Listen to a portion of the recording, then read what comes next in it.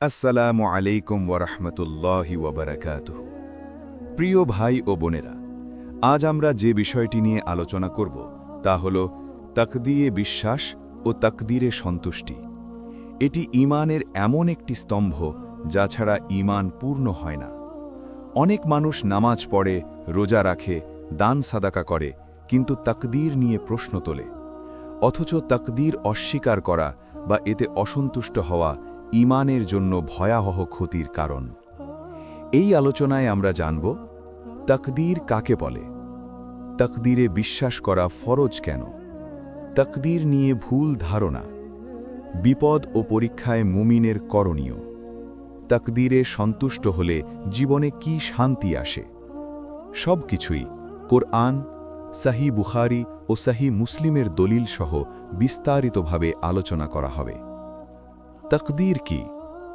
তাকদীর অর্থ আল্লাহ তাআলা পূর্ব থেকেই সব কিছুর জ্ঞান রেখেছেন, পরিমাপ নির্ধারণ করেছেন এবং তা নির্দিষ্ট সময়ে বাস্তবায়ন করেন।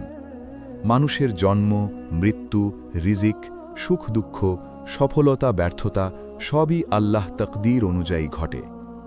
কোরআনের দলিল, ইন্না কুল্লা শাইইন খালাকনাহু বিকদারিন।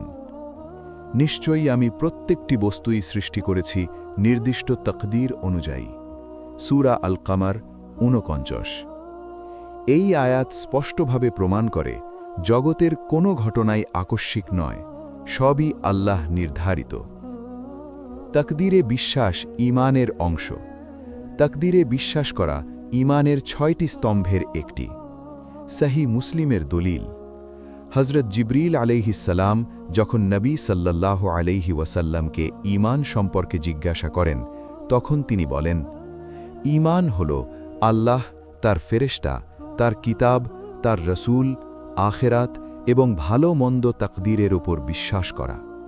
সহিহ মুসলিম ৮। অতএব যে ব্যক্তি তাকদীর মানে না বা এতে সন্দেহ করে, তার ঈমান অপূর্ণ।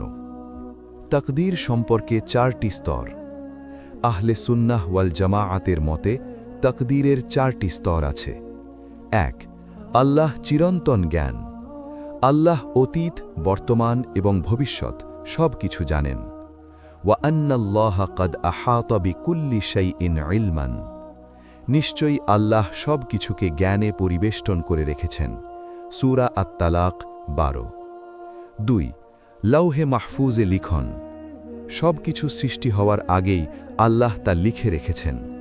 সহিহ মুসলিমের দলিল, আল্লাহ আসমান ও জমিন সৃষ্টি করার ৫০,০০০ বছর আগে সমস্ত সৃষ্টির তাকদীর লিখে রেখেছেন। সহিহ মুসলিম ২৬৫৩। ৩. আল্লাহর ইচ্ছা, মাশিয়াত। আল্লাহ যা চান তাই হয়, আর যা চান না তা কখনো হয় না। ওয়ামা তাশাউনা ইল্লা আইয়াশা আল্লাহ। তোমরা যা চাও আল্লাহ না চাইলে তা সম্ভব নয়। সূরা আল ইনসান ৩০। ৪. সৃষ্টি ও বাস্তবায়ন। সব কাজ আল্লাহই সৃষ্টি করেন। তাকদীর নিয়ে ভুল ধারণা। অনেকেই বলে, সবই যদি তাকদীর হয় তাহলে আমলের দরকার কি?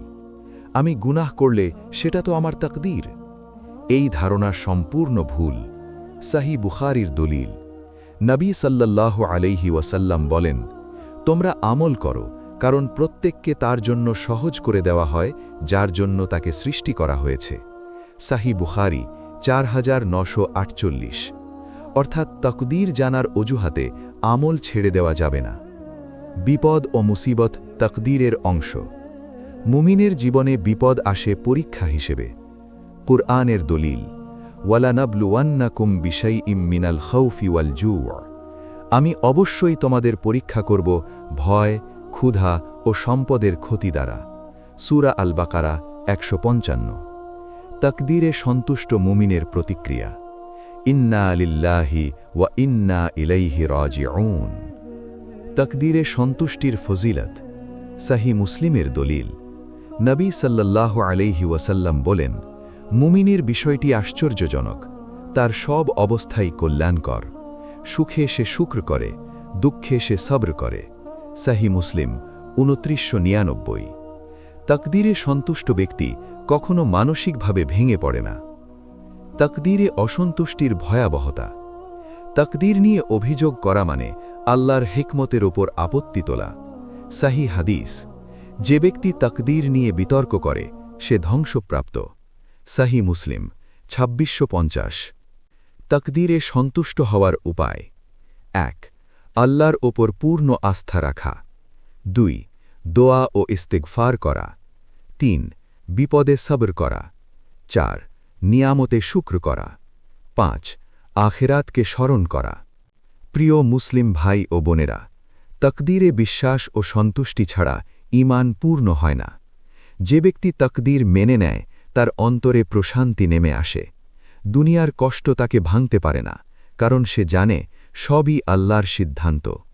আল্লাহ তাআলা আমাদের সবাইকে তাকদীরে পূর্ণ বিশ্বাস ও সন্তুষ্টির তৌফিক দান করুন। আমিন।